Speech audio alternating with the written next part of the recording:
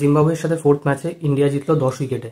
এছাড়াও India champions হারালো Pakistan চ্যাম্পিয়ন্সকে WCL ফাইনালে। তো এই সব বিষয় নিয়ে আজকের ভিডিওতে আলোচনা করব। তো চলো ভিডিও শুরু করা যাক। সবার প্রথমে যদি ইন্ডিয়া জিম্বাবুয়ে ম্যাচের কথা বলি, তাহলে ইন্ডিয়া জিম্বাবুয়ে ম্যাচে কিন্তু ইন্ডিয়া জিতলো 10 উইকেটে। জয়সওয়াল করলো 93 এবং শুভমান গিল করলো 56 রান।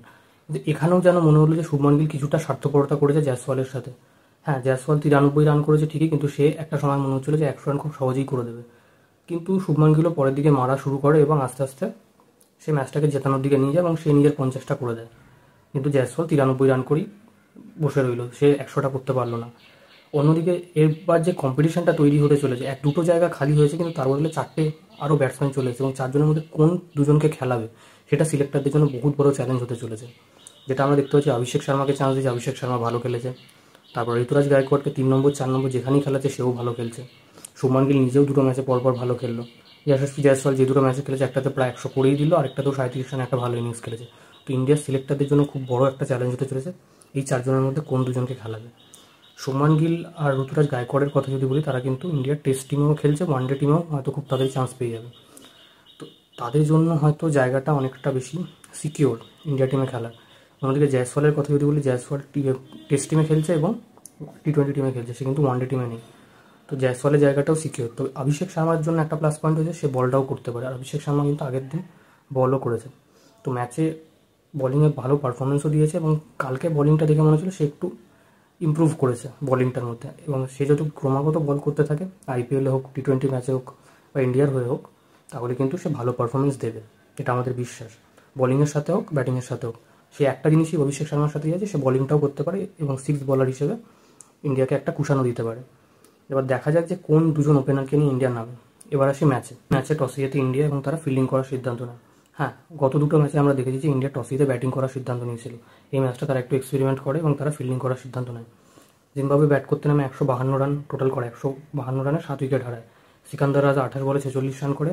মারুমানি যে রয়েছে, সেও মোটামুটি 34 রানের একটা ভালো ইনিংস খেলে এবং মেডহেভারে 25 রান করে। এই তিনজন ভালো ভালো ইনিংস খেলে। তো এছাড়া কোনো ব্যাটসম্যান জিম্বাবুয়ে টিকতে পারে না এবং ইন্ডিয়ার বোলাররা ভালো বোলিং করে, খালিল আহমেদ 2টো উইকেট নেয়। তো সব কিছু মিলিয়ে ইন্ডিয়ার বোলিং ভালো হয় এবং তারা 153 রান তাদেরকে টার্গেট দেয় জিম্বাবুয়ের ব্যাটসম্যানরা। ইন্ডিয়া যখন ব্যাট করতে নামে 15/4 বলের মধ্যে ইজিলি ম্যাচটা শেষ করে দেয়। যেমনটা বললাম, জয়সওয়াল 93 এবং গিল 56 রান করে এবং খুব ইজিলি ম্যাচটা জিতে যায়। আজকেও ম্যাচ রয়েছে ইন্ডিয়ার সাথে জিম্বাবুয়ের, এবং দেখার বিষয় যে ইন্ডিয়া জিম্বাবুয়ের আজকের ম্যাচে কে যেতে আর আজকের ম্যাচে কোন কোন নতুন প্লেয়ার চান্স পায়। আমরা এক্সপেক্ট করছি সাই সুদর্শন আর রিয়ান পরাগ হয়তো এই ম্যাচে খেলবে এবং ঋতুরাজ গায়কোয়াড়কে হয়তো বিশ্রাম দেওয়া হয়। এবং দেখার বিষয় যে কোন কোন প্লেয়ার চান্স পায়। ছাড়াও গতকাল ফাইনাল ছিল ইন্ডিয়া চ্যাম্পিয়ন্স বনাম পাকিস্তান চ্যাম্পিয়ন্সের WCL ফাইনালে। তো WCL এর গ্রুপ স্টেজে ম্যাচে কিন্তু পাকিস্তান ইন্ডিয়াকে খুব বাজেভাবে হারায়। তারা 200-র ওপর রান করেছে, 243 রান করেছে এবং ইন্ডিয়া 180 কি 90-এর মধ্যে আউট হয়ে যায়। তো খুব বাজেভাবে হারায় পাকিস্তান চ্যাম্পিয়ন্স ইন্ডিয়া চ্যাম্পিয়ন্সকে গ্রুপ স্টেজের ম্যাচে। কিন্তু এই বদলাটা কিন্তু সঠিকভাবে নিল ইন্ডিয়া চ্যাম্পিয়ন্স, পাকিস্তানকে হারিয়ে ফাইনালে একদম। তো ফাইনালে পাকিস্তান প্রথমে ব্যাট করতে নামে মোটামুটি ভালোই খেলছিল। 19 বলে 24 রান করে কামরান আকমল, 36 বলে 41 করে হচ্ছে শোয়েব মালিক, এবং তারা কোনো রকমে 156 পর্যন্ত পৌঁছায় 8 উইকেট হারিয়ে। ইন্ডিয়ার বোলারদের মধ্যে আনুরিত সিং 3টা উইকেট নেয় এবং বাকি বোলাররা যারা রয়েছে তারা মোটামুটি একটা একটা করে উইকেট নেয়। তো ইন্ডিয়ার বোলিং পারফরমেন্সও ভালো হয়। ইন্ডিয়ার ব্যাটিংয়ের কথা যদি বলি, তাহলে আম্বাটি রাইডু 30 বলে 50 রান করে একটা গুরুত্বপূর্ণ ইনিংস খেলে। গুরকিরাত মানও ভালো খেলে। সুরেশ রায়না তাড়াতাড়ি আউট হয়ে যায়, রবিন উথাপ্পা তাড়াতাড়ি আউট হয়ে যায়। গুরকিরাত মান 34 রানে একটা ভালো ইনিংস খেলে এবং ফিনিশিং টাচটা দেয় ইউসুফ পাঠান, 16 বলে 30 রান করে। এবং ইন্ডিয়া চ্যাম্পিয়ন্সের কিন্তু কমফোর্টেবলি 156 রান চেস করে দেয় আর এই টুর্নামেন্টটা জিতে যায়। তো ইন্ডিয়া চ্যাম্পিয়ন্সের হয়ে এই বছরের সব থেকে ভালো যে ইনিংসগুলো খেলে সে হচ্ছে ইউসুফ পাঠান। সে মোটামুটি ম্যান অফ দ্য সিরিজ পায়। এবং এছাড়াও যারা রয়েছে, যুবরাজ সিং সেমিফাইনালে খুব ভালো খেলে এবং সুরেশ রায়না একটা ম্যাচে ওয়েস্ট ইন্ডিজের সাথে খুব ভালো খেলে। Robin Uthappa leading run scorer হয়, বাট ম্যান অফ দ্য সিরিজটা পায় ইউসুফ পাঠান। তো সব মিলিয়ে ইন্ডিয়া এই টুর্নামেন্টটাও জিতলো এই বছর।